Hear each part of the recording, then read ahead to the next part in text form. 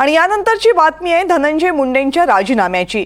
धनंजय मुंडेंचा राजीनामा नेमका कोण घेणार हा सवाल सध्या उपस्थित झालाय आणि याचं कारण आहे अजित पवार यांनी धनंजय मुंडेंच्या राजीनाम्यावर केलेलं वक्तव्य। अजित पवार यांना जेव्हा मुंडेंच्या राजीनाम्याबाबत विचारण्यात आलं तेव्हा राजीनाम्याचा चेंडू अजित पवारांनी धनंजय मुंडेंच्या कोर्टात टाकलाय।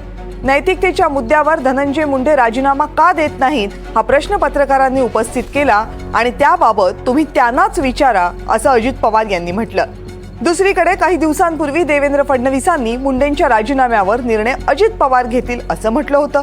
आता या संदर्भात धनंजय मुंडेंना विचारलं तेव्हा ते म्हणतात वरिष्ठांनी राजीनामा मागितला तर मी राजीनामा देईन।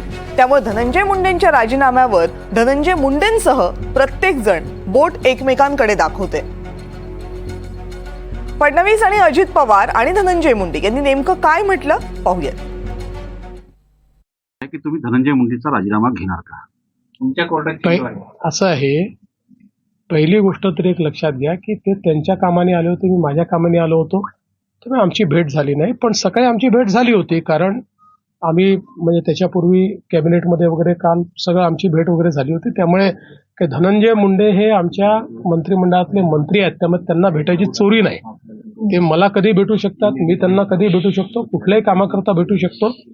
आणि त्यांच्या राजीनाम्याच्या संदर्भात अजितदादांनी स्पष्ट भूमिका मांडलेली आहे। अजितदादांची भूमिका हीच अधिकृत भूमिका आहे।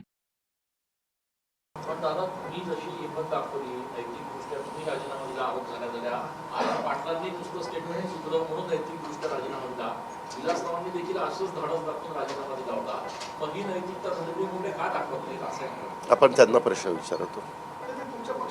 एक मिनिट, पक्षाचे तुमच्या आमच्या असं नसतं बाळा, ह्यामध्ये शेवटी ते तरी काही हे बघत नाहीत का? त्यांचं म्हणणं की मी ह्याच्यात दुरान्वय पण माझा संबंध नाही।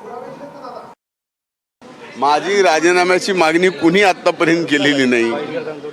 माझं म्हणणं आहे की मी राजीनामा द्यावा की न द्यावा, मी प्रथमदर्शनी दोषी आहे की नाही आहे, द्वितीयम दर्शनी मी दोषी आहे की नाही आहे, याबाबतचं सर्वस्व जे काय आहे ते आदरणीय मुख्यमंत्र्यांनी आणि उपमुख्यमंत्र्यांनी स्पष्ट करा।